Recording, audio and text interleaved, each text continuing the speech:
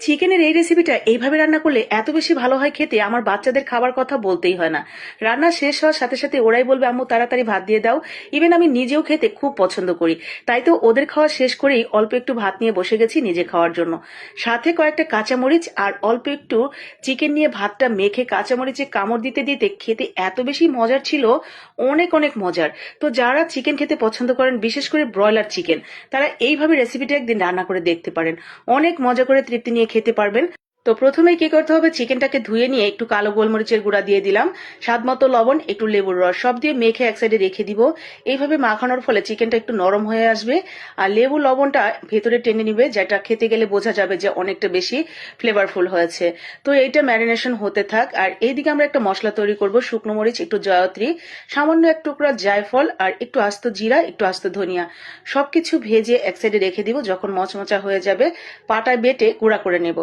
তো এরপরে প্যানে দিয়ে দিব একটু সামান্য রান্নার তেল আর কিছুটা পরিমাণ ঘি। আমি কিন্তু সম্পূর্ণটা ঘি দেইনি, অল্প একটু ঘি দিয়ে এরপরে দিয়েছি সয়াবিন তেল। তার মধ্যে দিয়ে দিয়েছি পেঁয়াজ। এখানে পেঁয়াজটা একদম সুন্দর করে মিহি করে কুচি কুচি করে নিয়েছি। এরপরে পেঁয়াজটা যখন একটু ঘি তেলের মধ্যে নরম হয়ে এসেছে তখন দিয়ে দিলাম চিকেনটা দিয়ে এইভাবেই আমরা কিছুক্ষণ এর উপরে রান্না করব। তো চিকেনের কালারটা যখন একদম পাল্টে যাবে, তবে ভাজা ভাজা হবে না, পুরোপুরি ভাজা হয়ে গেলে কিন্তু চিকেনটা ইয়ে হয়ে যাবে, শক্ত হয়ে যাবে, সেটা খেয়াল রাখবেন।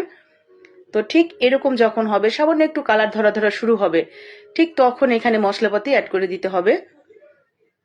এরই মধ্যে আমি মশলাপাতিও কিন্তু বেটে রেডি করে নিয়েছি। এখানে আদা রসুন জিরা বাটা দিয়েছি 2 চা চামচের মতো। তো আদা রসুন জিরা বাটাটা দিয়েও আমি সুন্দর করে এখানে মাংসের সাথে কিছুটা সময় রান্না করব। এরপরে গুঁড়া মশলাগুলো অ্যাড করে দিচ্ছি। মরিচের গুঁড়া দিয়ে দিলাম, আর দিয়ে দিলাম হলুদের গুঁড়া, আর এক্সট্রা করে ধনিয়ার গুঁড়াটা আর দিচ্ছি না, কারণ ওই যে প্রথমেই ধনিয়াটা আমি ওখানে ভেজে নিয়েছি, যার কারণে এখানে আর দিব না। তো ধনিয়ার গুঁড়াটা বেশি হয়ে গেলে আবার বেশি অন্যরকম লাগবে খেতে। আর এইখানে দিয়ে দিচ্ছি একটু ক্রিম। এই ক্রিমটা যদি দুধ থেকে তৈরি করে বানিয়ে নিতে পারেন, মানে দুধের সর থেকে যদি থাকে হাতের কাছে তাহলে সেটাই দিবেন।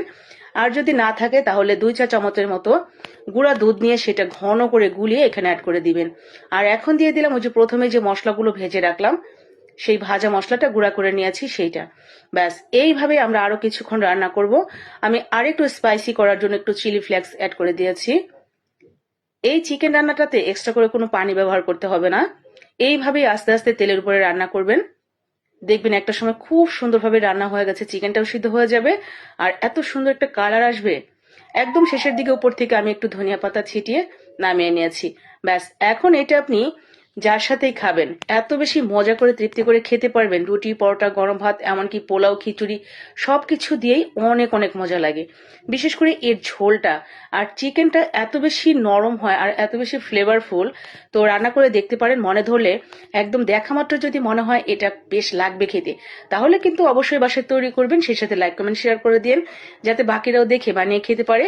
একদম হাতের কাছে থাকা উপকরণ দিয়ে এই দারুণ মজার রেসিপিটি।